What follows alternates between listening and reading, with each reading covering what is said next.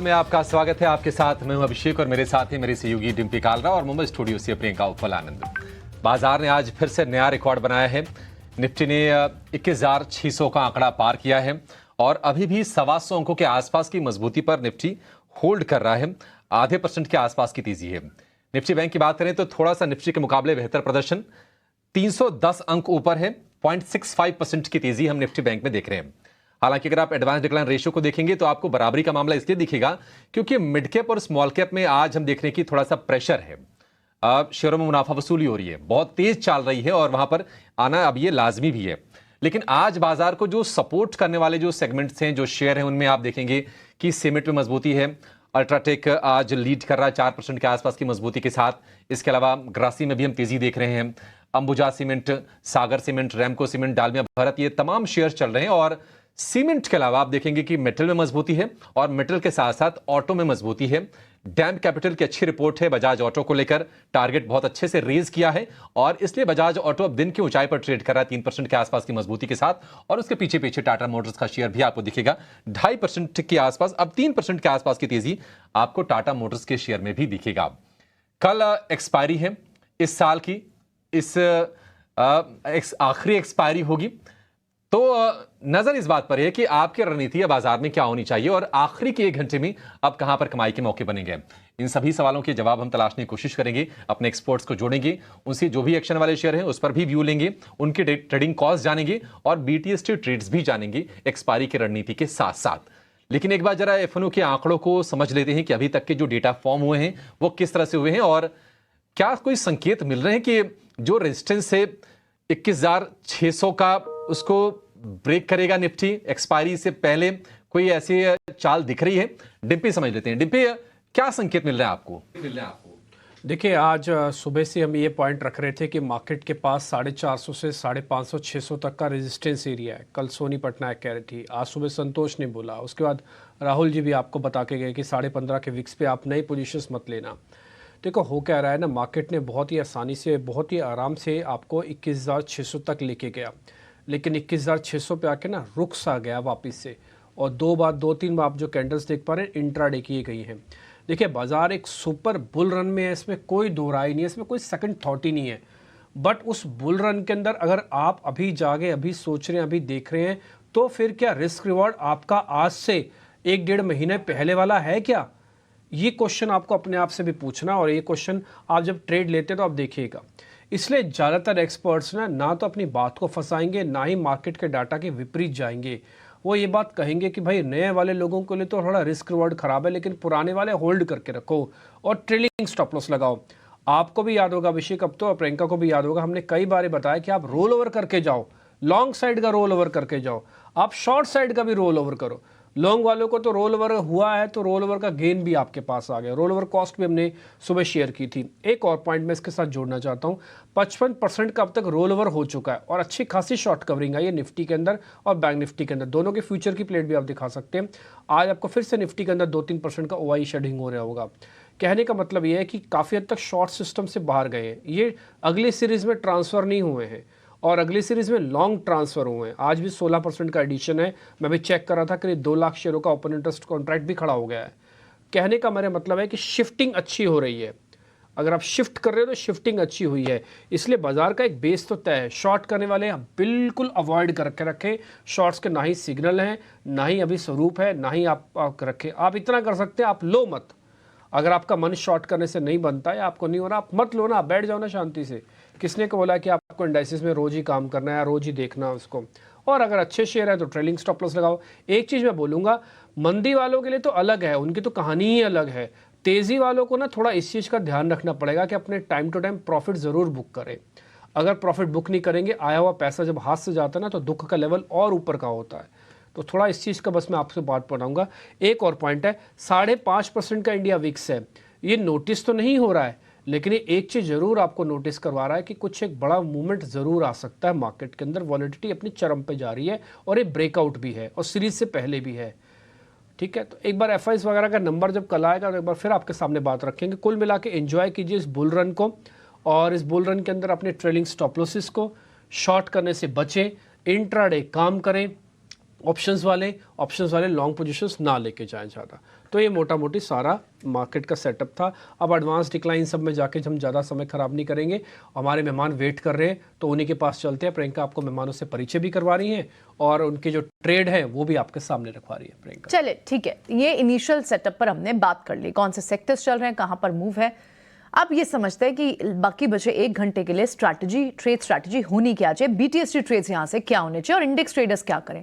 अमोल आठवले, अंशुल जैन और Sudeep Shah technical panel पर है और साथ ही विजय चोपड़ा बाजार पर एक फंडामेंटल राय देने के लिए। पहले क्विकली एक बार टेक्निकल लेवल समझ लेते हैं।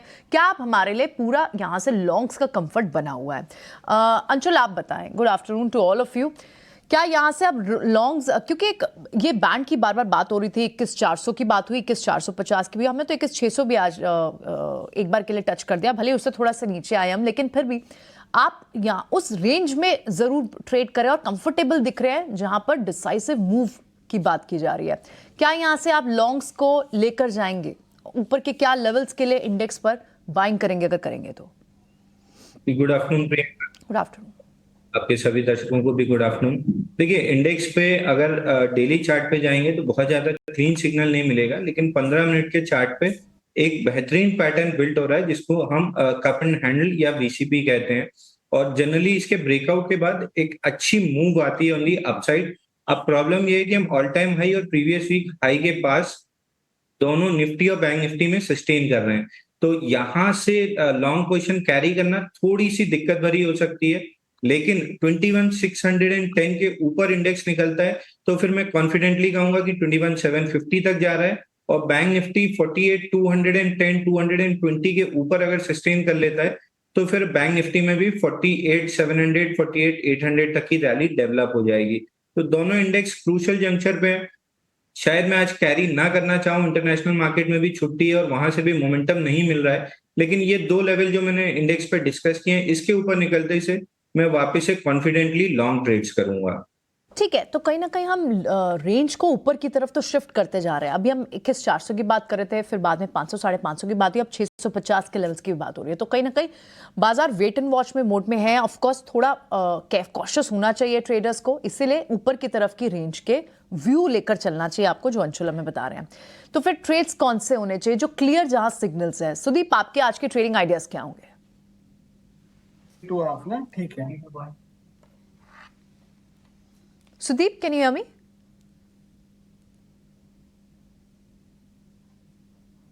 सुदीप, आप तक आवाज आ रही है तो अपनी ट्रेड्स बताएं प्लीज।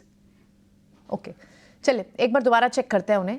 अमोल भी है हमारे साथ। तो अमोल, गुड आफ्टरनून, आपके आज के ट्रेड्स क्या होंगे? जी, मुझे एक जुबिलियंट फूड अच्छा लग रहा है पोजिशनल पॉइंट ऑफ व्यू से। 567 के आसपास चल रहा है, पोजिशनली है, टारगेट 600 तक जा सकता है और स्टॉप लॉस उसका रहेगा 552 का। और दूसरा मुझे एक LIC हाउसिंग फाइनेंस अच्छा लग रहा है, 520 के आसपास है और उसका भी पोजिशनल मुझे टारगेट लग रहा है 545 और 555 तक जा सकते हैं और स्टॉप लॉस उसका रहेगा 505। आई थिंक LIC में एक अप ट्रेंड रैली के बाद एक करेक्शन हुआ था, आई थिंक स्टॉक रिवर्सल के साइंस दे रहा है। और जैसे कि आपने कहा कि मार्केट थोड़ा सा ओवरबॉट है, तो जो स्टॉक सपोर्ट लेवल पे अवेलेबल है वहीं पे मैं फोकस कर रहा हूँ। तो ये 2 स्टॉक मुझे अच्छे लग रहे हैं पोजिशनल पॉइंट ऑफ व्यू से। स्टॉक्स जहां पर थोड़ा रिस्क रिवॉर्ड रेशियो फेवरेबल लग रहा है लेकिन बाजार ओवरबॉट है, इसीलिए हमारे एक्सपर्ट्स की ये नीश है कि वो आपके लिए वो स्टॉक्स ढूंढ के लाएंगे जहां आप रिस्क रिवॉर्ड रेशियो फेवरेबल दिख रहा हो, रिवॉर्ड ज्यादा और रिस्क कम हो। सुदीप, आपके ट्रेड्स क्या होंगे? आप तक आवाज आ रही है?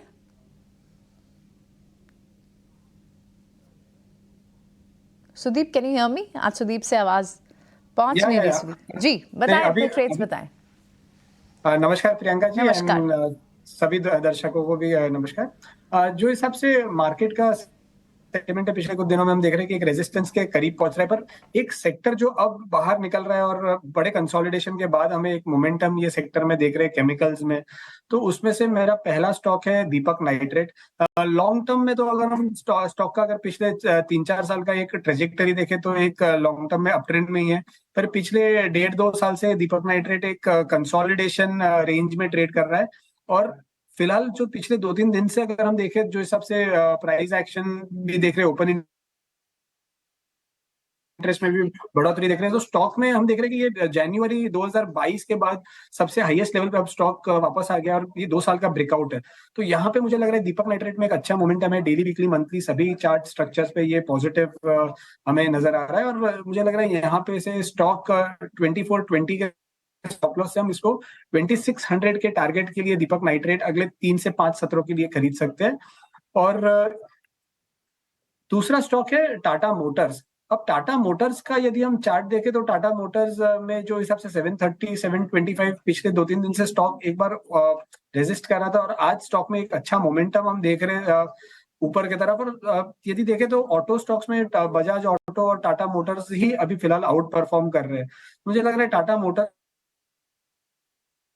को खरीदा जा सकता है 723 के स्टॉप लॉस के साथ 765, 770 के टारगेट्स के लिए, क्योंकि ये मुझे लग रहा है आने वाले कुछ दिनों में यहाँ पे हमें आउट परफॉर्मेंस मिल सकता है ऑटो सेक्टर में से स्पेसिफिकली। ये दो शेयर और दोनों के दोनों सेगमेंट आज हम देख रहे हैं कि फ्लेवर में भी हैं। केमिकल स्टॉक्स कल बहुत तेजी से चल रहे थे, आज भी वहां उनका फोकस है। दीपक नाइट्राइट को खरीदने की सलाह है 2600 के टारगेट के लिए। और दूसरा शेयर है टाटा मोटर्स, 765 पहला टारगेट और दूसरा जो टारगेट है 770 रुपए का। अगले 2 से 3 दिन की वैरायटी इन स्टॉक्स की है, इन कॉल्स की है। आखिर में हम अंशुल जी से जानेंगे कि उनके ट्रेड्स कौन से हैं। अंशुल जी बताइए, आपकी रिकमेंडेशन क्या है, कहां पर कन्विक्शन आ रहा है आपका? देखिए अभिषेक जी, जैसा अभी मैंने अभी निफ्टी बैंक निफ्टी में बताया कि एकदम रेजिस्टेंस के पास खड़े हैं, तो मैं डेरिवेटिव्स में ट्रेड अवॉइड करूंगा और मिड कैप और स्मॉल कैप स्पेस में जहां स्टॉक्स बहुत ज्यादा टाइट हैं, मैं वहां पे डिलीवरी पिक करना ज्यादा पसंद करूंगा। 1 पॉइंट सोल्यूशन स्टॉक का नाम है। 20 नवंबर का जो वीकली हाई लो है, इसके अंदर 4 वीक स्पेंड हो चुके हैं और आज ऑलमोस्ट ओपन लो की फॉर्मेशन के साथ हम चल रहे हैं। ये करंट वीक में जो ओपन हुआ है वो ओपन लो की फॉर्मेशन है, तो 52 के आसपास इसमें बाइंग रहेगी। 50 का क्लोजिंग बेसिस पे स्टॉप लॉस रहेगा। 56, 57 इसका रेजिस्टेंस है, इसी को मैं टारगेट की तरह यूज करूंगा। और 57 एक बार निकलता है तो फिर ये स्विंग ट्रेडिंग के लिए लॉन्ग होगा 70 के टारगेट के साथ। तो अगले 2 से 3 दिन का व्यू है तो 57 का टारगेट रहेगा। 2 से 3 हफ्ते का व्यू है तो 70 रुपए तक ये स्टॉक आराम से जा सकता है। फिर से जरा स्टॉक का नाम लेंगे आप? सॉरी, कौन सा शेयर आपने रेकमेंड किया अंशुल, जरा एक बार फिर से नाम लेंगे आप? 1 पॉइंट सोल्यूशन। ठीक है, हमारे डेटाबेस में फिलहाल नहीं है, इसको हम ऐड करने की कोशिश करेंगे और फिर से वो शेयर हम आपके लिए आगे लेकर आएंगे। लेकिन बाजार में जैसा कि हम चर्चा कर भी रहे थे, आज हम देख रहे हैं कि सीमेंट स्टॉक्स में बहुत अच्छी रौनक है। अल्ट्राटेक ने अपनी पोजीशन को और मजबूत की है, अब ये 4% ऊपर कारोबार कर रहा है। और इसके अलावा भी कई ऐसे शेयर आपको, ग्रासिम, डालमिया भारत वायदा बाजार का टॉप गेनर है, 4.5% के आसपास की तेजी वहां पर है। ये शेयर ऊपर कारोबार कर रहे हैं। रैमको, एसीसी में भी तेजी है और इस तेजी के पीछे वजह यह है कि नोमुरा की बहुत एक अच्छी रिपोर्ट आई है सीमेंट स्टॉक्स को लेकर। कमेंट्री में क्या कहा है नोमुरा ने, आखिर इतना भरोसा क्यों है, ये बताने के लिए हमारे सहयोगी अशेषा जुड़ गई हैं। अशेषा बताइए क्या है इस रिपोर्ट में?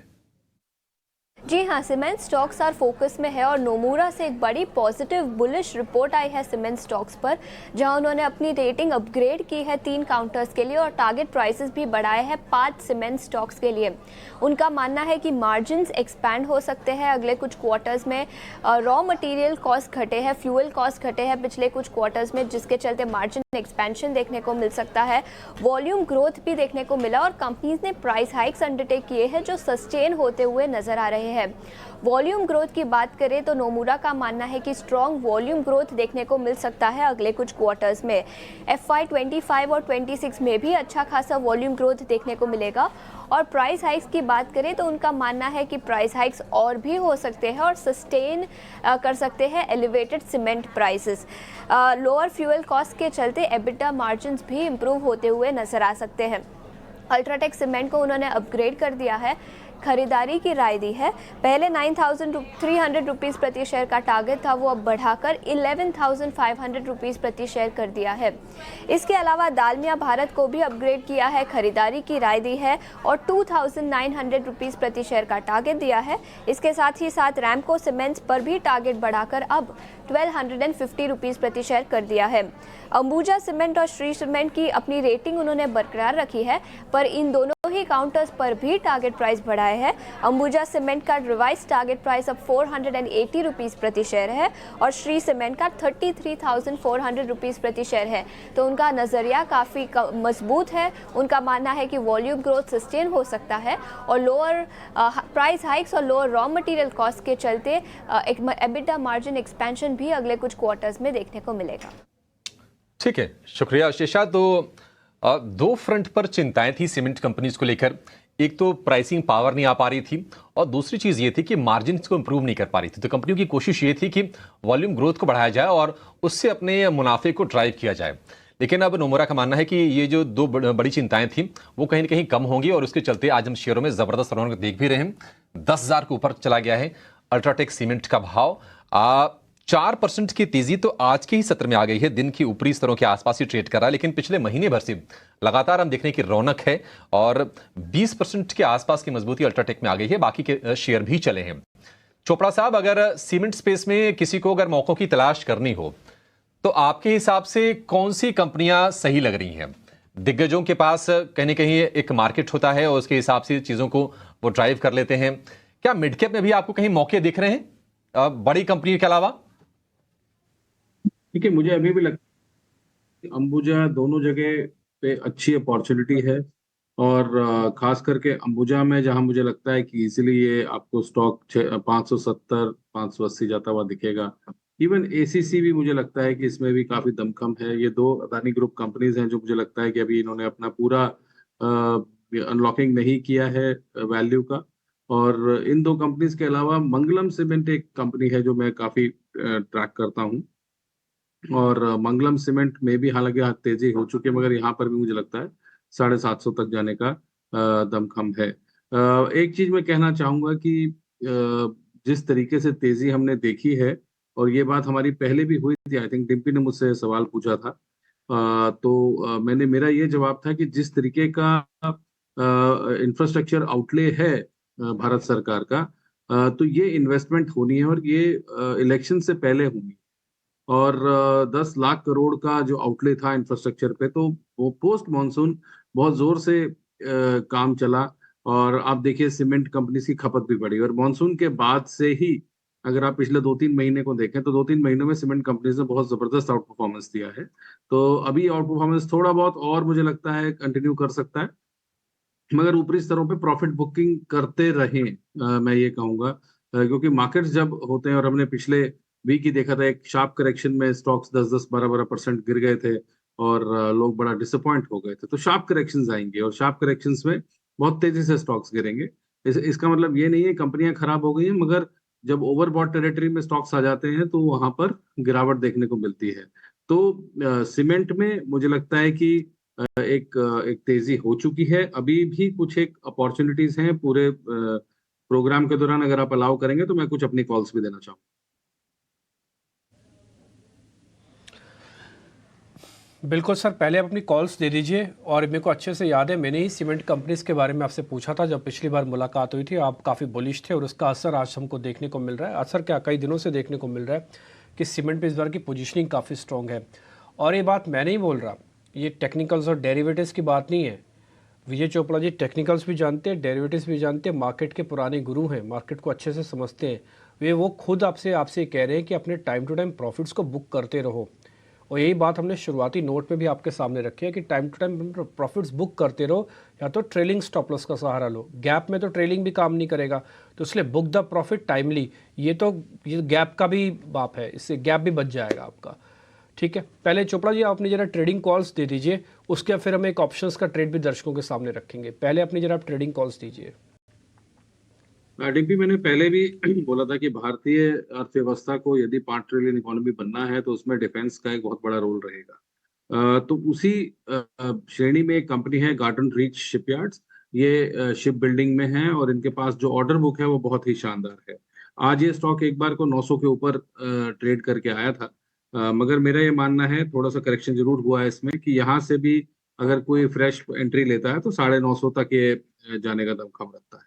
दूसरा कंपनी होगा, भारत सरकार की कंपनी है मिश्र धातु निगम, मिधानी के नाम से ये इसका कोड आता है। तो मिधानी भी जो करीब 410-412 पे ट्रेड कर रहा है, मुझे लगता है कि अगर कोई यहाँ पर एंट्री लेता है तो इजीली ये 460 और 490 के टारगेट के लिए इसको लिया जा सकता है।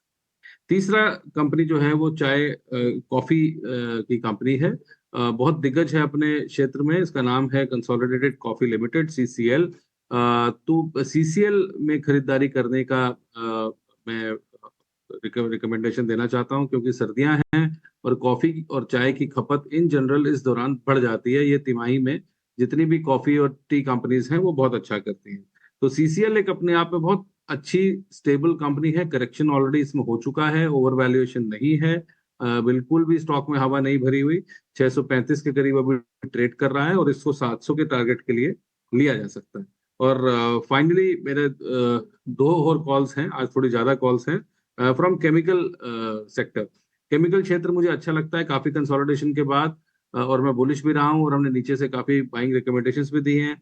दो स्टॉक्स हैं, PI इंडस्ट्रीज जिसके अंदर एक बहुत मेजर गिरावट आ चुकी थी, 3460 पे करीब करीब अभी ट्रेड कर रहा है।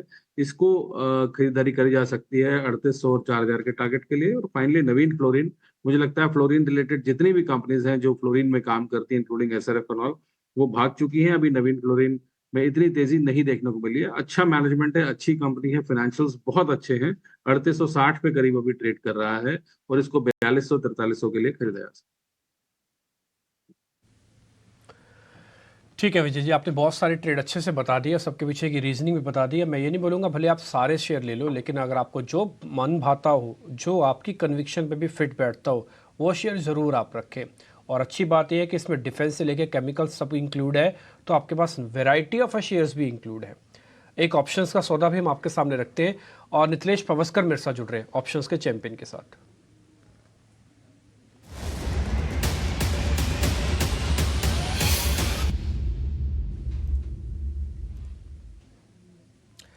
बताइए नितलेश जी, कौन सा है आपकी तरफ से आज का ऑप्शन?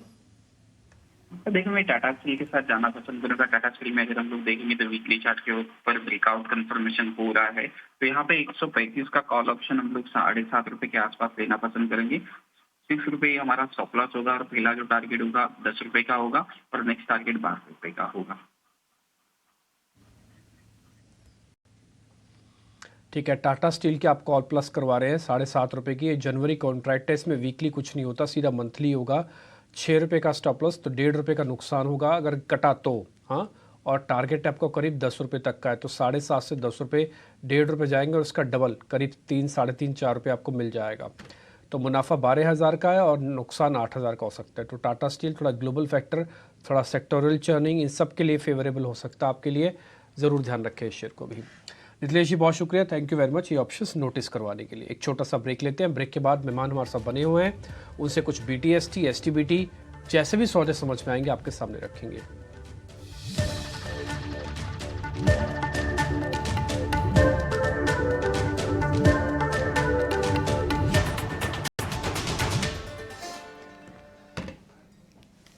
ब्रेक के बाद एक बार फिर आपका स्वागत है। आप देख रहे हैं क्लोजिंग कॉल्स और अब एक बहुत ही इंटरेस्टिंग रिसर्च शरद हम तक लेकर आए हैं कि इंडिया मार्केट कैप के लिहाज से किस तरह से बाकी इकोनॉमीज को भी पीछे छोड़ रही है। भारत के मार्केट कैप में 26% का उछाल हुआ है और कितनी स्ट्रॉन्ग ग्रोथ स्टोरी है। बेसिक इंपॉर्टेंट डेटा पॉइंट्स इस वक्त क्या निकल कर सामने आ रहे हैं, हमारे सहयोगी शरद लेकर आए हैं खास रिपोर्ट। शरद बताएं, कौन सी इकोनॉमी को पीछे छोड़ा हाल ही में?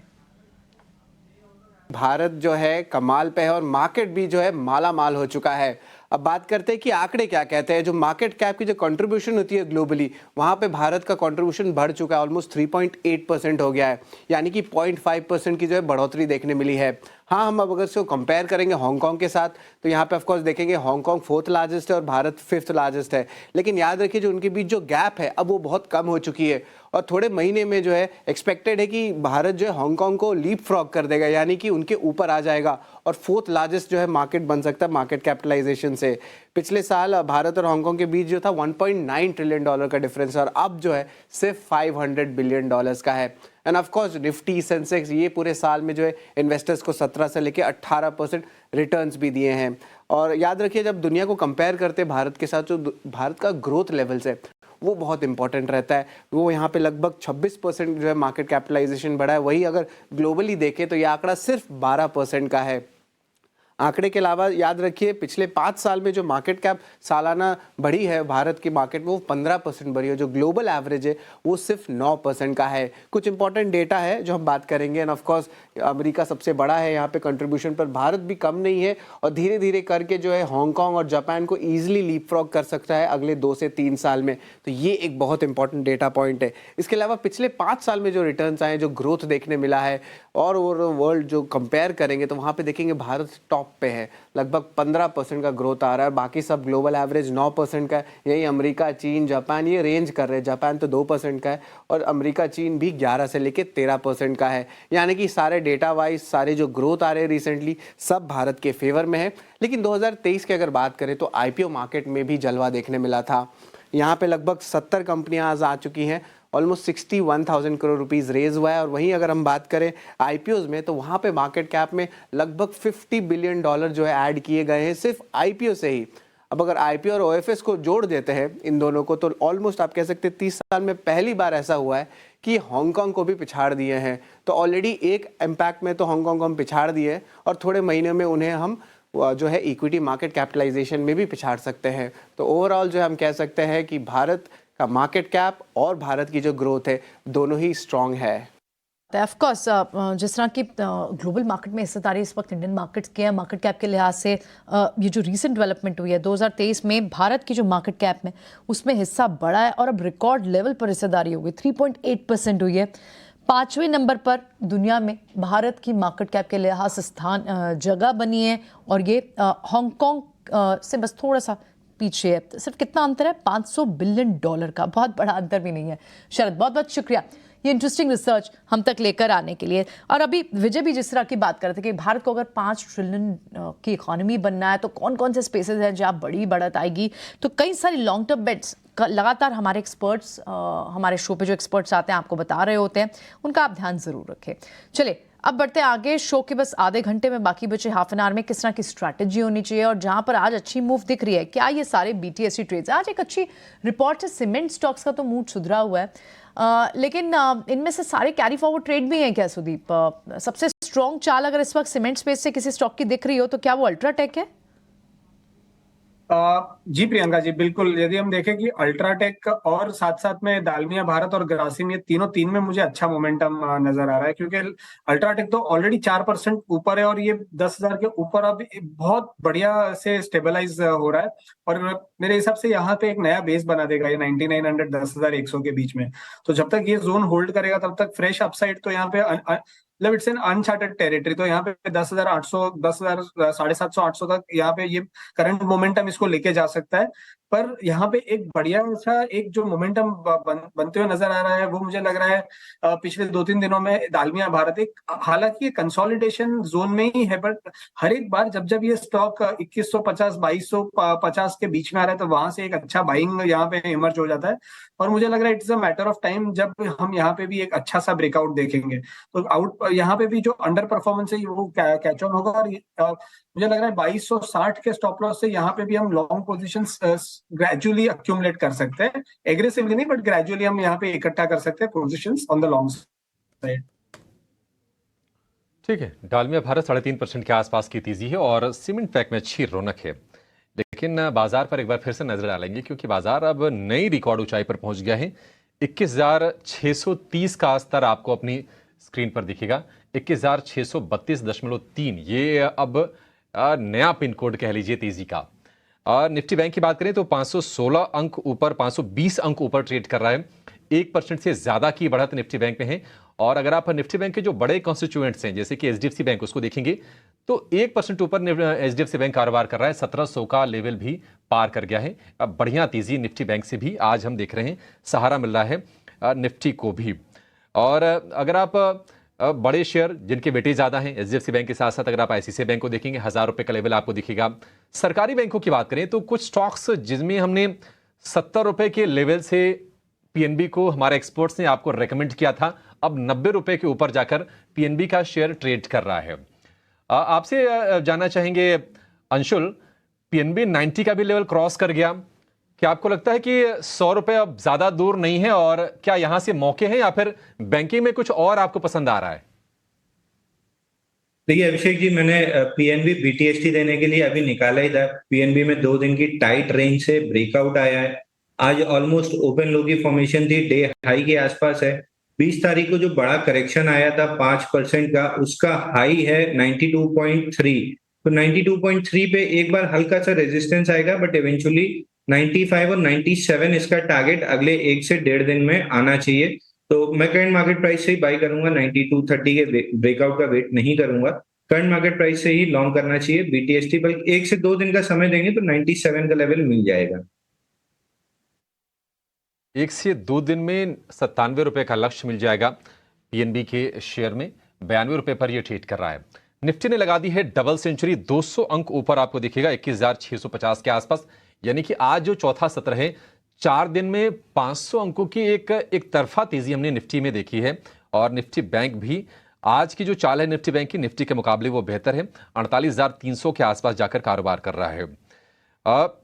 मेटल में वैसे तो मजबूती है, लेकिन एक शेयर जहां पर प्रेशर आज शुरुआती सत्र में दिखा, थोड़ा सा एक्सटेंड भी हुआ, वो है वेदांता का। अमोल, वेदांता क्या लगता है कि यहां से और गिर सकता है क्या? क्या कह रही है आपकी रीडिंग? आई थिंक आज गैप डाउन तो हुआ है, बट लार्जर टेक्सचर अभी भी इंटैक्ट है बुलिश साइड पे। तो मैं अभी तो वेट करूंगा। आई थिंक यहाँ पे 250 का एक इम्पोर्टेंट सपोर्ट्स लेवल निकल के आ रहा है वेदांता में। अगर वो लेवल सस्टेन होता है और गोइंग फॉरवर्ड आई थिंक 255 257 के आगे अगर स्टॉक ट्रेड होता है तो इसमें एक फ्रेश अप ट्रेंड रैली आएगा और 265 270 तक के भी लेवल दिख सकते हैं। बट यस, बिलो 250 के अगर नीचे स्टॉक क्लोज होता है तो थोड़ा सा टेक्सचर बुलिश टेक्सचर डैमेज हो सकता है। देखते देखते बाजार की स्पीड काफ़ी तेज़ी से बढ़ रही है। पहले भी हमने थोड़ी देर पहले 12 बजे के शो में स्टार्टिंग में यही बैंड चलाया था बिग ब्रेकिंग के नाम पे कि बाजार अपने नए स्तरों पर आ गया। फिर ना जाने क्या हुआ, आधे घंटे के अंदर ही बाजार 100 पॉइंट झटके से चला गया था, 50-60 पॉइंट। फिर अब फिर से ये ऊपर आ गया और दिन के हाईएस्ट लेवल पे है। ये जो बीच बीच में शेक करता है ना कि अभी टूटा और अभी चला, बस इसी चीज़ पे आपको थोड़ा सा कंट्रोल करना है। और दूसरे पॉइंट, मार्केट के ट्रेंड के अगेंस्ट ना खड़े हों। ये पॉइंट तो मैंने अपने एक्सपीरियंस से भी सीखा हुआ है। खैर, अब हम कुछ और सौदों पे जरा पोजीशनिंग पता करते हैं, चेक कर लेते हैं। विजय जी, ये जो सीमेंट वाली कंपनीज़ के अलावा एक और सेगमेंट भी है आईटी, वो भी काफ़ी दिनों से ना थोड़ा ऊपर नीचे कर रहा है। और मेरे को याद है आपने ये बात रखी हुई है कि आईटी का कोई सब्स्टिट्यूट नहीं है, आईटी को अच्छी वैल्यूएशन पे प्लस करने का समय भी है। 2024 आईटी का होगा कि नहीं होगा सर? देखिए जी, आईटी ने पिछले 1 से 1.5 साल नीचे के लेवल्स में काफी कंसोलिडेशन में बिताए हैं। और ये बात हमारी, आपने खुद ही बोला है, चर्चा हो चुकी है कि आईटी एक हमारे लाइफस्टाइल से जुड़ गया है। हमारा क्या जो भी व्यवसाय हो रहा है, जो भी ट्रांसपोर्टेशन हो रही है, लॉजिस्टिक्स हो रही है, बातचीत हो रही है, टेलीकम्युनिकेशंस हो रही हैं, जो हम ये शो भी कर रहे हैं, ये आईटी के बिना, टेक्नोलॉजी के बिना संभव नहीं। और आने वाले समय में निश्चित रूप से नए होराइजन्स हैं और नए डर भी हैं। जैसे एआई बहुत सारी नौकरियों को खा जाएगा। कल खबर थी, कल परसों में, कि पेटीएम जो है वो काफी लोगों को निकाल रहा है और वो आर्टिफिशियल इंटेलिजेंस का इस्तेमाल करेगा। मगर आर्टिफिशियल इंटेलिजेंस बनाएगा कौन? उसको बनाने वाले भी आईटी कंपनीज हैं। तो निश्चित रूप से कुछ नई टेक्नोलॉजीज आती हैं, कुछ पुरानी फेज आउट होती हैं। मेरा ये मानना है गिरावट में लेना चाहिए। जब हम बात कर रहे थे तब टीसीएस, इन्फोसिस काफी नीचे थे। अब मेरे को लगता है थोड़े से मार्केट के साथ साथ वो ऊपर आए हैं। कंपनीज बेहतरीन हैं, मैं दोबारा बोल रहा हूँ, बेहतरीन कंपनीज हैं। इनको बेलवेदर कहा जाता है। इनको इन्होंने बहुत मंदियां तेजियां देखी हैं और ये निरंतर सतत रूप से विकास करने वाली कंपनीज हैं। तो मेरा ये रिकमेंडेशन रहेगा कि अभी बाजार में फ्रेश पोजीशंस ना बनाएं। जहां पे करेक्शन हो चुकी है, जैसे मैंने कुछ स्टॉक्स बताए थे, वहां पे आप एंट्री ले सकते हैं। और अगर उसके अलावा मुझे लगता है कि थोड़ा सा वेट करें, करेक्शन मिलता है तो आईटी में, जिसमें टॉप रैंक कंपनीज में घुसना चाहिए, जिसमें HCL टेक, TCS, इन्फोसिस जैसी कंपनीज हैं, विप्रो जैसी कंपनीज हैं। हमारी विप्रो के बारे में बात हुई थी कि वैल्यूएशन मिसमैच है, तो वहां पर वो कैचअप करेगा और इसने किया, और मुझे लगता है और ऊपर के स्तर टच करेगा। थोड़ा करेक्शन का वेट करिए। अभी आपने एक सवाल पूछा था बैंकिंग के ऊपर। मुझे लगता है कि छोटे मझोले बैंक जो हैं, जैसे यूको बैंक है, IDBI है, ये बैंक्स अच्छे लगते हैं और इनमें अभी भी तेजी बन सकती है। एसेट क्वालिटी इंप्रूव होती जा रही है, प्रॉफिटेबिलिटी बढ़ी है, पिछले क्वार्टर के जो रिजल्ट्स आएंगे बहुत अच्छे आएंगे, रिकवरीज हो रही हैं। तो मुझे लगता है जो मिड कैप बैंकिंग है, सरकारी खास करके, वो बहुत अच्छा चलना चाहिए। तो उसमें जैसे IDBI है, यूको बैंक जैसी कंपनीज हैं, यूनियन बैंक है, ये अच्छी लगती।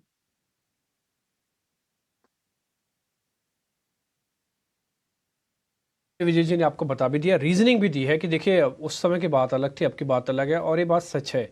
बाजार को रोका नहीं जा सकता, संभाला भी नहीं जा सकता, लेकिन आपको अपने हिसाब से फैसले लेने होंगे। एक झटके में ना केवल निफ्टी ने 21,600 को पार किया, बल्कि उसके ऊपर 50 पॉइंट और जोड़ दिए। जो थोड़ी देर पहले अंशुल जी कह रहे थे कि अगर उनको 21,600 के ऊपर क्लोजिंग मिलेगी तो BTST भी करेंगे, लेके भी जाएंगे। उन्होंने यही बात बैंक निफ्टी के लिए बोली थी, और अब बैंक निफ्टी भी 48,200 के ऊपर आके ट्रेड कर रहा है। अब 300 दिखेगा आपको बैंक निफ्टी भी, तो वो शायद BTST करेंगे। ऐसे कुछ और मेहमान भी हैं जो BTST STBT करेंगे, लेकिन उससे पहले में छोटा सा ब्रेक लेना होगा। ब्रेक के बाद इसी चर्चा को हम फिर आगे बढ़ाएंगे।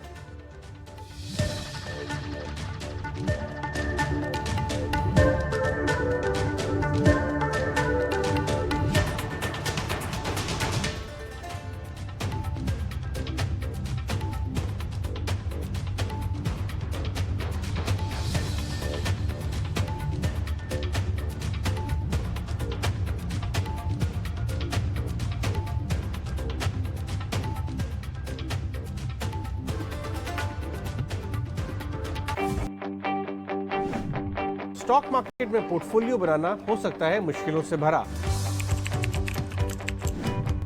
मार्केट का उतार चढ़ाव आपको कर सकता है कंफ्यूज। मार्केट में आज नीचे के लेवल से करीब 200 पॉइंट की रिकवरी आई। मैं अजय शर्मा आपको दूंगा सीधी और सटीक सलाह, जिससे आप बना सकेंगे अपना पोर्टफोलियो मजबूत। इचिना स्वदेश, बढ़ो देश के साथ। सर, बेरी पुलाव ट्राई करो, मस्त है। कैसा है? अरे उसको काहे को घूरता है? टिप्स इग्नोर करने का, अपना दिमाग लगाकर ऑर्डर देने का। मार्केट का स्टॉक टिप्स बहुत लोग देता है, डेंजरस हो सकता है। कंपनी और रिस्क पूरा समझने का, फिर इन्वेस्ट करने का। समझ कर इन्वेस्ट कर। शीर्षासन कहते हैं इसे। पापा स्ट्रेस कम कर रहे हैं, घर नहीं बिक रहा ना। बाहर से नहीं मिल रहा। घर बेचना है तो मैजिक ब्रिक्स पे आइए, यहाँ पे हजारों सेलर्स रोज मिलते हैं लाखों बायर्स से, ताकि प्रॉपर्टी जल्दी बिके और बेटर प्राइस मिले। अब आप सीधे हो जाइए। NPS is a mode of creating post-retirement corpus having two basic characters in it with its hand: disciplined saving and vigilant investment.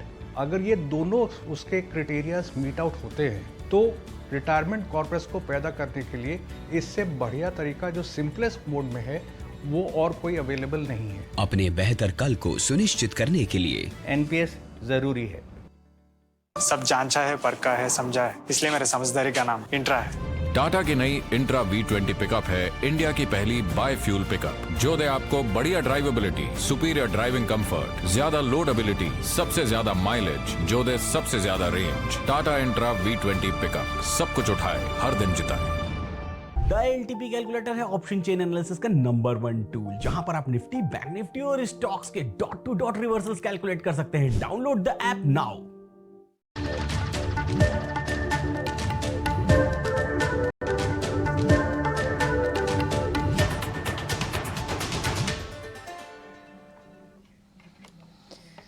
Break के बाद एक बार फिर आपका स्वागत है। बाजार में तेजी और बढ़ी है। इनफैक्ट हम 21,700 की तरफ बढ़ते हुए हम आज ही दिख रहे हैं। बात ये हो रही थी कि रेंज ऊपर की तरफ शिफ्ट हो रही है और अगर हम उसे डिसाइसिवली 21,600 के आसपास क्लोज करते हैं तो 21,700 की तरफ बढ़ता हुआ बाजार दिखेगा। लग रहा है ये आज ही अचीव कर लेगा। और इनफैक्ट पिछले 15-20 मिनटों में जो तेजी बढ़ी है उसमें मेजर जो हवा मिली है, जहां से तेजी और ड्राइव हुई है, उसमें मेटल्स, बैंक्स और IT के कुछ स्टॉक्स भी शामिल हैं। इनफैक्ट इस वक्त आप देखें तो इन्फोसिस से लगभग पिछले कुछ मिनटों में वहां पर तेजी बढ़कर 1.5% हुई है। टेक महिंद्रा में आपको लाल से हरे निशान में वापस आया स्टॉक। ग्रासिम जैसे स्टॉक्स तेज हुए हैं और मेटल में स्ट्रेंथ है। हिंडाल्को लगभग 4.5% की तेजी के साथ। तो मेटल्स, IT और साथ में कुछ सेलेक्टिव बैंक से भी तेजी। बैंक निफ्टी इस वक्त 600 पॉइंट्स की तेजी के साथ है और बड़े हैवीवेट्स इसमें कंट्रीब्यूट कर रहे हैं। आप ऐसे से बैंक को जैसे देखें, वहां से आपको तेजी और बढ़ी है पिछले कुछ मिनटों में। तो बैंक्स, IT, मेटल जो हैवीवेट सेक्टर्स हैं उनसे अच्छी मूव मिल रही है और आप देख रहे हैं ये तेजी और बढ़ती हुई दिखी है। विक्स भी अब 7% की तेजी के साथ इस वक्त ट्रेड कर रहा है। लेकिन जिन स्ट्रेंथ में, जिन पॉकेट्स में अभी अच्छी स्ट्रेंथ दिख रही है, क्योंकि PSU बैंक्स आज स्ट्रॉन्ग थे अमोल, क्योंकि शनिवार को एक FM की बैठक भी होनी है PSU बैंक्स के साथ। लेकिन अब धीरे धीरे प्राइवेट बैंक से भी एक बड़ा कंट्रीब्यूशन आ रहा है। ICICI बैंक स्ट्रॉन्ग दिख रहा है, कोटक बैंक स्ट्रॉन्ग दिख रहा है और इसमें इन्फ्लोज आने हैं। निफ्टी का कल रीजिग 28 को रीजिग होना है, जिसमें कोटक में फ्लोज आ सकते हैं, इंडसइंड बैंक में फ्लोज आ सकते हैं, IDFC फर्स्ट में फ्लोज आ सकते हैं। एक बार आप प्राइवेट बैंक्स में देखेंगे इस वक्त कौन सा एक स्ट्रॉन्ग, किसमें अच्छी स्ट्रेंथ दिख रही है प्राइवेट बैंक में, जिसे यहाँ से लेकर जाना चाहिए? जी, आई थिंक मुझे लगता है कि एक ICICI बैंक एक अच्छे लेवल पे अवेलेबल है। बड़े करेक्शन के बाद रिवर्सल फॉर्मेशन हुआ है डेली और इंट्राडे चार्ट्स पे। तो ये एक आई थिंक 992 का एक सपोर्ट पकड़ के उसको कैरी फॉरवर्ड में देख सकते हैं। और अगर हम ट्रेंड फॉलोइंग में देखते हैं तो इंडसइंड बैंक है जो कंसिस्टेंटली हायर बॉटम फॉर्मेशन में है, आज भी एक ब्रेकआउट फॉर्मेशन है। सो एक इंडसइंड बैंक भी देख सकते हैं, 1584 के आसपास चल रहा है, स्टॉप लॉस रहेगा ट्रेंड फॉलोइंग ट्रेडर्स के लिए। और ऊपर में आई थिंक 1630 1650 तक ये जाने के चांसेस यहाँ से दिख रहे हैं। बैंक भी आपको पसंद आ रहा है और ऑफ कोर्स ICICI बैंक भी आपने बात कही जहां अच्छी मूव है, इनमें अच्छे फ्लोज आ सकते हैं और इसलिए आप देख रहे हैं कि आज ही इनमें बड़ी मूव भी दिख रही हैं। कुछ और स्टॉक जो मिड कैप में दिख रहे हैं और ये स्टॉक हम 2-3 दिन पहले भी डिस्कस, लास्ट वीक हमारे शो पे एक्सपर्ट ने बताया था, कपिल बता के गए थे कि वोल्टास के स्टॉक में एक अच्छी रिस्क रिवॉर्ड रेशियो जैसा सिनेरियो बनता हुआ दिखाई दे रहा है। अब आप देखें मिड कैप में जो पिछले कुछ मिनटों में तेजी बढ़ी है उसमें वोल्टास भी एक स्टॉक है और बढ़कर अब 2% हो गया। क्या वोल्टास को इन लेवल पर प्लस करने की आप सलाह देंगे सुदीप? प्रियंका जी, वोल्टास में हमने जो देखा, जो हिसाब से पिछले कुछ दिनों में एक बहुत अच्छी चाल आई थी, स्टॉक ने 890 895 के ऊपर एक ब्रेकआउट भी दिया और इसी के साथ यदि हम देखें तो स्टॉक अब अपने जो हाईएस्ट लेवल है 12 सितंबर 2022 के बाद का, उसके वो ट्रेजेक्टरी में पहुंच गया। तो मुझे लग रहा है यहाँ पे भी मोमेंटम पॉजिटिव भी है, एक स्ट्रॉन्ग अप ट्रेंड में स्टॉक है। मे बी शायद से कंसोलिडेट करे 1-2 दिन, बट BTST नहीं तो at least in the next 3 to 4 sessions मुझे लग रहा है जब तक ये 960 के लेवल्स के ऊपर सस्टेन करेगा, 955 960 के जो सपोर्ट जोन है उसके ऊपर सस्टेन करेगा, तब तक यहाँ पे हमें 1020 से लेके 1040 के जो लेवल्स है वो आते हुए नजर आ रहे हैं। तो मुझे लग रहा है बाय ऑन डिप्स की रणनीति यहाँ पे रखनी चाहिए, बिकॉज मार्केट्स बहुत ज्यादा भाग चुके हैं पिछले 2-3 दिन में और यहाँ पे थोड़ा कंसोलिडेशन लाजमी है। भले आज 21,600 के ऊपर जो कि सबका एक रेजिस्टेंस होता है उसके ऊपर अब सस्टेन कर भी रहा है, पर इट इज इंपॉर्टेंट दैट हम चुन के स्टॉक्स लें और पोजीशंस थोड़ा एवरेजिंग करने के लिए थोड़ी जगह रखें अगर डिप आ जाता है, सडन डिप जो कभी भी आ जाता है। तो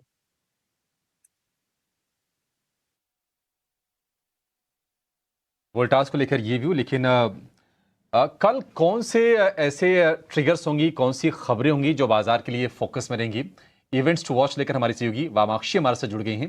पहले इवेंट्स टू वॉच समझ लेते हैं, उसके बाद कुछ और शेयरों पर चर्चा करेंगे। वामाक्षी बताइए। जी बिल्कुल शुरुआत करेंगे हम कुछ इंपॉर्टेंट ग्लोबल क्यूज़ के साथ। तो कल हमारी नज़र रहेगी यूएस से आने वाले इनिशियल जॉबलेस क्लेम्स डेटा पर। इसके अलावा यूएस की तरफ से क्रूड ऑयल इन्वेंट्रीज का डेटा भी आना बाकी है और तो डेफिनेटली इस पर भी हमारी नज़र ज़रूर बनी रहेगी। इसके अलावा कॉर्पोरेट फ्रंट पर अगर हम देखें तो यहाँ पर भी काफ़ी एक्शन नज़र आ रहा है। मंथली और वीकली एक्सपायरी होगी कल, तो डेफिनेटली कुछ मूवमेंट्स देखने मिलेंगी, वोलेटिलिटी ज़रूर रहेगी। मगर इसके अलावा स्वान एनर्जी पर हमारी नज़र होगी और उसी के साथ पैसा लो डिजिटल पर भी हमारी नज़र होगी, क्योंकि इन दोनों कंपनीज की बोर्ड की बैठक होने जा रही है फंड रेजिंग को लेकर। पीएनबी की भी बोर्ड की बैठक होने जा रही है। फंड रेजिंग प्लान्स डिसाइड करने वाले हैं 2024 से लेकर 2025 तक। लॉक इन पीरियड खुल रहा है कुछ परसेंटेज इक्विटी का फेड बैंक फाइनेंशियल फ्लेयर राइटिंग पर, और इसी के चलते ये दोनों काउंटर्स हमारे रेडार पर रहेंगे। कैन फिन होम्स की अगर हम बात करें तो कल आखिरी दिन है, अब अगर आपको डिविडेंड के लिए एलिजिबल होना है तो। इसके अलावा सोमानी सिरामिक्स भी फोकस में रहेगा, क्योंकि जो बायबैक इशू है ये बंद होने जा रहा है, तो डेफिनेटली इस पर भी हमारी नज़र ज़रूर रहेगी। प्राइमरी मार्केट्स की अब हम बात करते हैं। लास्टली हमने देखा है कि प्राइमरी मार्केट्स में काफ़ी बज़ रहा है, और इनफैक्ट आज 3 लिस्टिंग के बाद कल एक नई लिस्टिंग होने जा रही है। आज़ाद इंजीनियरिंग का IPO जो है वो लिस्ट होने जा रहा है, और इस पर भी हमारी नज़र रहेगी। ठीक है, तो रोज लिस्टिंग हो रही है IPO मार्केट में, इस तरह की रौनक है क्योंकि इस साल की बात करें तो करीब करीब 70 कंपनियों के IPOs आ चुके हैं और 60,000 करोड़ रुपए से ज्यादा की रकम जुटाई गई है।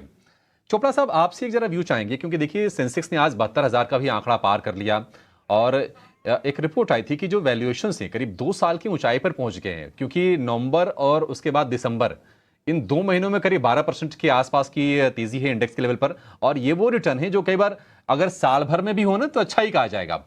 आप इस बुल मार्केट को लेकर कितने उत्साहित हैं, पहले ये बताइए, और दूसरी चीज ये बताइए कि क्या प्रॉफिट बुकिंग करते रहना चाहिए अगर किसी स्टॉक्स में ठीक ठाक हो रहा हो तो? बिल्कुल, इसमें कोई भी दो राय नहीं है कि मार्केट्स में बहुत सारे स्टॉक्स ओवरबॉट टेरिटरी में आ जाते हैं। अगर आप इंडेक्स की बात करें तो मुझे लगता है कि इंडेक्स में भी PCR 1.3 1.4 के लगभग रहता है, तो जब भी ऐसा होता है तो मार्केट्स थोड़े से एक्सपेंसिव हो जाते हैं। तीसरी बात, निफ्टी जब ऊपर चढ़ी है तो काफी सारे गैप्स छोड़ते हुए गई है। ये एक सिद्धांत है टेक्निकल एनालिसिस का कि कोई भी गैप्स जो है वो कभी ना कभी भरने के लिए आते हैं, चाहे वो निफ्टी हो चाहे वो स्टॉक्स हो। तो मेरा ये मानना है कि यहाँ पर प्रॉफिट बुकिंग करते रहें, ऐसे स्टॉक्स में, ऐसी कंपनीज में जाते रहें जहां पर ओवर वैल्यूएशन नहीं है या ओवरबॉट टेरिटरी में नहीं है, जहां पर जो हाई बीटा है उनसे निकलकर ऐसी कंपनीज में आए जो कि फंडामेंटली स्ट्रांग भी हैं और नीचे हैं, करेक्शन हो चुका है और वो अभी नहीं तो कभी ना कभी चलेंगी। तो सेक्टर रोटेशन होगा, बहुत स्ट्रांगली होगा, और पैसा निकल के नए सेक्टर्स में जाएगा। जैसे अभी मैंने बोला केमिकल्स में पैसा करीब करीब आई थिंक 1 महीने पहले जा चुका है, और अब केमिकल्स राइड कर रहे हैं, और केमिकल से निकल के कहीं और जाएगा, ऑटो में जाएगा, ऑटो एंसिलरी में जाएगा, या सीजनल सेक्टर्स में जाएगा। तो कहीं ना कहीं पैसा मूव करता रहता है। तो निश्चित रूप से प्रॉफिट बुकिंग होनी चाहिए, यही मेरा कहना है, और बिल्कुल जोखिम में नहीं फंसना है, करते रहनी चाहिए, ये सलाह चोपड़ा साहब की तरफ से। लेकिन बजाज ऑटो की देखिए रफ्तार इसकी बिल्कुल थम नहीं रही है, अब ये दिन की ऊंचाई पर ट्रेड कर रहा है, 4% के आसपास की तेजी है, और नई ऊंचाई, नए शिखर पर ये शेयर है, 6,700 का भी आंकड़ा पार कर लिया है। दरअसल डैम कैपिटल की एक रिपोर्ट पहले भी आई थी, उसके बाद हमने तेजी देखी थी, अब फिर से रिपोर्ट आई है और टारगेट को उन्होंने रिवाइज कर दिया है, 6,000 से बढ़ाकर कर दिया है 7,200 रुपए। रिपोर्ट में क्या कहा है डैम कैपिटल ने, क्यों इतने उत्साहित हैं बजाज ऑटो को लेकर, यह बताने के लिए हमारे सहयोगी सृष्टि जुड़ गई हैं। सृष्टि, बताइए क्या कहा है डैम कैपिटल ने? जी हाँ, डैम कैपिटल का एक बेहतरीन नोट आया है बजाज ऑटो पे, और जिसके चलते हम इतनी ज़बरदस्त तेज़ी देख रहे हैं आज बजाज ऑटो में, जहाँ पे डैम कैपिटल ने अपनी खरीदारी की राय तो बरकरार रखी है, पर लक्ष्य अब 6,000 से बढ़ाकर 7,200 के कर दिए हैं। जी हाँ, इतने बेहतरीन रनअप के बाद भी डैम कैपिटल का भरोसा कायम है बजाज ऑटो पे, और उनकी एक मीट हुई थी मैनेजमेंट के साथ, जहाँ पे उस मीट के बाद जो उनका भरोसा है वो और भी मजबूत होते हुए आया है। डैम कैपिटल का कहना है कि आने वाले समय में जो ग्रोथ का मोमेंटम है वो बरकरार रहेगा। कंपनी ने जो फेस्टिव सीजन जब खत्म हुआ उसके बाद जो डिमांड है वो अभी भी मजबूत है, जहां पे हम लगभग देखते हैं कि थोड़ा सा एक मॉडरेशन या डिक्लाइन जरूर आता है, बट पिछले कई सालों का जो ट्रेंड हमने देखा है गिरावट का, वो अब बदल कर एक मजबूत डिमांड की तरफ इंडिकेट कर रहा है। इसके अलावा उनका ये भी कहना है कि कई सारे आने वाले समय में आइस और ईवी ये दोनों ही सेगमेंट्स में कंपनी लॉन्चेस करेगी आने वाले 1 से 2 साल में, और कई सारे रिफ्रेशर्स, एग्जिस्टिंग मॉडल के रिफ्रेशर्स ऑर्डर्स, अपग्रेड्स, ये सब निकालेगी और इन सभी के चलते कंपनी के ना ही से वॉल्यूम्स को इम्पैक्ट होगा बल्कि मार्जिन्स भी बेहतर होते हुए नजर आएंगे। अब कंपनी का सीधा सा फोकस जो है वो प्रीमियम सेगमेंट में है, उसको लेकर वो नए लॉन्चेस भी कर रही है और आने वाले समय में जो इन्वेंट्री है वो भी कंपनी के पास ठीक देखने को मिल रही है, बहुत ज़्यादा बड़े लेवल्स पे नहीं है। और एक्सपोर्ट्स आखिरी में जो कि काफ़ी एक इम्पैक्टिंग फैक्टर था क्योंकि एक्सपोर्ट्स में गिरावट थी, पर महीने दर महीने हम वहाँ पे भी बढ़त देख रहे हैं और वो बढ़त जो है लैटिन अमेरिका से सबसे ज़्यादा ग्रोथ आती हुई हमें दिख सकती है। तो इन सभी पॉजिटिव कमेंट्रीज और एक टारगेट अपग्रेड के बाद हम देख रहे हैं कि बजाज ऑटो की तेज़ी जारी है। ठीक है सृष्टि, बहुत शुक्रिया ये पूरा का पूरा एनालिसिस करके बताने के लिए। सीधा 6000 से 7200 कर दिया बढ़ा के। खरीदारी की राय तो खैर कायम ही है लेकिन लक्ष्य को सीधा 1200 रुपये बढ़ाया है और उसका असर आप दिख भी रहा है, 4% ऊपर है बजाज ऑटो। इतना तो सेल्स के नंबर पे नहीं चलता है शेयर, इतना तो अपने रिजल्ट्स पे नहीं चलता शेयर। तो कई बार क्या होता है, मौका होता है और मौके पर चौका इस तरह की रिपोर्ट्स लगा देते हैं, उसके बाद काफ़ी ज़ोरदार मोमेंटम आता है। खैर अंशुल हमारे साथ होंगे। अंशुल, आप कह रहे थे ना कि आप सौदा प्लस करोगे जब 21,600 के ऊपर और बैंक निफ्टी आएगा 48,200 के ऊपर। सर दोनों ऊपर खड़े हैं, क्या आप BTST करोगे, नए सौदे बनाओगे क्या? जी डिम्पी जी, तीनों में बल्कि मैं चारों में नए सौदे बनाऊंगा। निफ्टी, बैंक निफ्टी दोनों में BTST बनेगा। प्राइवेट सेक्टर और मेरे को बैंक थोड़े से ज्यादा तेज लग रहे हैं तो प्राइवेट सेक्टर बैंक में इंडसइंड में और HDFC बैंक में भी कप एंड हैंडल का ब्रेकआउट है 15 मिनट चार्ट पे। और ICICI की अगर बात करें तो यहाँ डबल बॉटम का ब्रेकआउट आ रहा है। और अगर सरकारी बैंक की बात करें तो बैंक ऑफ बड़ौदा भी BTST किया जा सकता है। तो ओवरऑल बैंकिंग तेज है और बैंकिंग के सारे निफ्टी भी तेज रहेगा, तो इन सब में BTST किया जा सकता है। PSU सन आप कह रहे हो HDFC, आप कह रहे हो कि एक बार बैंक ऑफ बड़ौदा, और आप इन्हीं बदौलत बैंक निफ्टी पे भी आप BTST करोगे। ठीक है, डन सर, एग्री। आपका वर्डिक्ट और आपका व्यू पॉइंट चाहिए था, आपने कंडीशन लगाई थी, कंडीशन मार्केट ने पूरी कर दी, इसलिए मैंने सवाल आपसे पूछा। एक बार हुडको का इंट्राडे चार्ट दिखाइएगा, इसमें खबर आई है इसने करार किया है गुजरात में हाउसिंग प्रोजेक्ट्स के लिए, और हुडको, सेल, SJVN, NBCC, ये सारी वो कंपनीज थी जिनको देख के बोला जाता है कि ये नहीं चलेंगी, लेकिन जब ये चली तो फिर ये देख के बोला गया अच्छा अब ये रुक जाएंगी। जब ये बहुत चल गई तो बोला अब नहीं खरीद सकते, अब तो ये बहुत चल गई। कुछ कुछ फीलिंग आपको हर लेवल पे इन्होंने आपको मिस सा हुआ है आपसे। हुडको एक बार ज़रा मैं चेक करवा लेता हूँ, आज भी 7% ऊपर है। और जब भी हुडको मैं पता करता हूँ, मैं एक बार ज़रूर बोलता हूँ कि मैं इसको कंपनी को समझ नहीं पाता, तो ये टेक्निकल वाले एक बार ज़रा बताएंगे क्या करना चाहिए। एक बार ज़रा बता पाएंगे आप इसमें? अंशुल आप ही बताइए, आप ही देख के बताओ। हुडको, देखिए हुडको में लास्ट वीक एक इनसाइड बार थी और अभी भी हम मदर बार की हाई के ऊपर नहीं निकले हैं, लेकिन निकल जाएंगे क्योंकि आज ओपन लो के साथ चला है। वॉल्यूम 50 डे मूविंग एवरेज के अगेंस्ट 350% बढ़ा हुआ है। तो प्रोबेबली हम मदर बार का जो हाई है 119.30, इसको कल के सेशन में क्रॉस करेंगे और क्रॉस करने के बाद इसका टारगेट 135 रुपए के आसपास का आएगा। काफी तेज लग रहा है स्टॉक। नी जग जो रिएक्शन था उसको पूरी तरीके से पिछले 2 दिन में नैरो रेंज कैंडल्स बना के एब्जॉर्ब किया और आज वापस से फ्रेश फॉलो थ्रू बाइंग है।